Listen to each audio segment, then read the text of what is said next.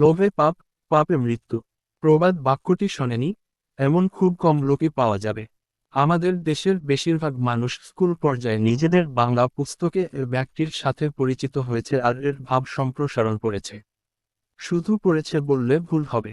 নশ্বর এ পৃথিবীতে মানবজাতির অমরত্ব লাভের যে পিপাসা, পৃথিবীর বুকে লালিত ধন সম্পদ দিয়ে নিজের থলি পূর্ণ করার যে লালসা ও চাওয়া পাওয়ার মাপকাঠি নির্ধারণ করতে না পারার দুর্বলতা তার সাথে পরিচিতি লাভ করেছে।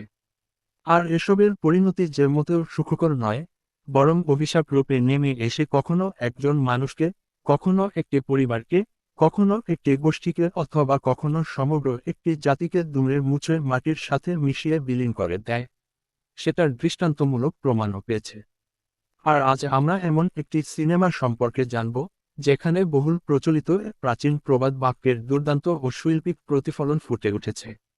2018 সালে স্যাক্রেড গেমস ও গুণ মুক্তির মধ্য দিয়ে ভারত তাক লাগিয়ে দিয়েছিল, এই কথা কমবেশি সবাই জানি। যদিও বা এ সিরিজ দুটোর তুমুল জনপ্রিয়তার পেছনে নেটফ্লিক্স নামক ব্র্যান্ড বিশেষ ভূমিকা রেখেছিল। অন্যদিকে বলিউডের সিনেমাগুলোর কথা বলতে গেলে অন্যান্য জনরার বহু আলোচিত সিনেমার পাশাপাশি হরর মিস্ট্রি জনরার পারি ভালোই প্রশংসা কুড়িয়েছিল। কিন্তু কে জানতো, বছরের শেষের দিকে এসে তুমবার নামক এক চমকের দেখা মিলবে।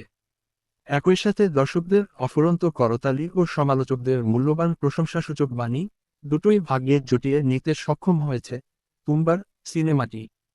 হিস্টোরিক্যাল পিরিয়ড ড্রামা ও হরর ফ্যান্টাসি ঘরানার মিশেলে নির্মিত তুমবার মুভিটি প্রথম চিত্রধারণ করা হয়েছিল আজ থেকে প্রায় 6 বছর আগে। কিন্তু পরিচালক রাহি অনিল বার্ভের মনে হয়েছিল, তারা সিনেমাটিতে যা দেখাতে চেয়েছিলেন তা ঠিকভাবে তুলে ধরা সম্ভব হয়নি। তাই পরে আনন্দ গান্ধী পুনরায় চিত্রনাট্য রচনা করে নতুনভাবে সিনেমাটির শুটিং করেন। বাস্তবে ভারতের মহারাষ্ট্রে তুম্বার নামে একটি গ্রাম থাকলেও এর আবহাওয়া ও অন্যান্য দিকগুলো সিনেমার তুম্বার গ্রামের সাথে কোনোভাবেই মেলে না। এবার তাহলে সিনেমাটি নিয়ে বিস্তারিত আলোচনা হয়ে যাক। তুম্বার সিনেমার কাহিনী গড়ে উঠেছে তুম্বার নামের একটি গ্রামকে ঘিরে। তুম্বার গ্রামের ক্ষমতাধর এক ব্রাহ্মণ জমিদার পরিবারের এক কালো অধ্যায়কে কেন্দ্র করে সিনেমার গল্প প্রবাহিত হয়েছে। সিনেমার প্রেক্ষাপট 3টি পৃথক কালকে কেন্দ্র করে গড়ে উঠলেও গল্পের ধারাবাহিকতা বিদ্যমান ছিল। সিনেমার একদম শুরুর অংশে ধারাভাষ্যকারের কণ্ঠে আমরা একটি কাল্পনিক লোককাহিনীর শুনে থাকি। এরপর শুরু হয় সিনেমার প্রথম অধ্যায়। ভারতবর্ষের পশ্চিমাঞ্চলে অবস্থিত তুম্বার গ্রামের 1918 সালের চিত্র সেখানে দেখানো হয়েছে। এরপরে চিত্রনাট্য মোড় নেয় 15 বছর পরের কাহিনীতে। সে সময়ে শুরু হওয়া এক নতুন কাহিনী 1947 সালে এসে মর্মান্তিক নাটকীয়তার মধ্য দিয়ে ইতি টানে। কিন্তু কি ছিল এ সিনেমার গল্প আর গল্পটির প্রারম্ভ ও সমাপ্তির পেছনে সুপ্তমান রহস্যই বাকি? তুম্বার সিনেমার মূল বিষয়বস্তুকে তুলে ধরতে হলে মূল চরিত্রাভিনয়কে কেন্দ্রবিন্দুতে রেখে এগোতে হবে। গল্পের প্রথম অধ্যায়ে দেখানো হয় বিনায়কের মাসে গ্রামের জমিদার বাড়িতে তৎকালীন জমিদার সরকারের যৌন চাহিদা মেটাতে একজন যৌন দাসী হিসেবে কাজ করে। প্রকাণ্ড জমিদার বাড়ি থেকে সুদূরে লোকালয়ে ছেড়ে পুরনো ভাঙাচোরা এক বাড়িতে বিনায়ক ও তার পরিবার বাস করত। ছোট একটি পাহাড়ের উপর অবস্থিত বাড়ির চারপাশ জুড়ে ছিল নদী নালা, খাল বিল। বিনায়কের পরিবারে তার মাউসে ছাড়াও সাদাশিব নামে তার এক ছোট ভাই ছিল। বিনায়ক ও সাদাশিব, দুই সহোদর, আসলে ছিল সরকারের জারজ সন্তান। আর তাই সরকারের ধনদৌলত ও সম্পত্তির উপর তাদের কোনো অধিকার অথবা গ্রামে মাথা উঁচু করে বসবাসের অধিকার ছিল না। তারা ছিল সমাজ থেকে অনেকটা বিচ্ছিন্ন।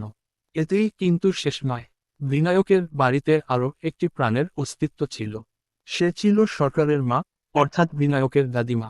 এখন কথা হলো, এত বিশাল জমিদার বাড়ি থাকতে তিনি কেন একজন দাসীর কুটিরে এসে আশ্রয় নেবেন? আর এখানেই লুকিয়ে আছে সিনেমার আসল রহস্য। সিনেমার প্রথম থেকেই দর্শক দেখতে পাবেন বিনায়কের দাদিকে নিয়ে বিনায়কের পরিবারের মধ্যে বেশ ভীতি কাজ করে। যতক্ষণ বিনায়কের দাদিকে পর্দার সামনে না আনা হয়, ততক্ষণ এ ভয়ের কারণটা কিছুটা খোলাতেই থেকে যায়। তবে পুরোটা সময় ধরে সিনেমাতে যে থমথমে আবহ দেখানো হয়, এতে পরিস্থিতি কিছুটা আঁচ করা যাবে। বিনায়কের দাদিকে যখন পর্দায় প্রথম দেখানো হয়, সেই দৃশ্য দেখে দর্শক খানিকক্ষণের জন্য স্তব্ধ হয়ে যাবার কথা। তার শারীরিক অবস্থা যেমন বীভৎস রূপ ধারণ করেছিল ও তার মানসিক অবস্থা যেমন অস্বাভাবিক দেখা যাচ্ছিল, তাতেই ধারণা করা যাবে বড় কোনো ধরনের পাপের ফল ভোগ করছেন তিনি।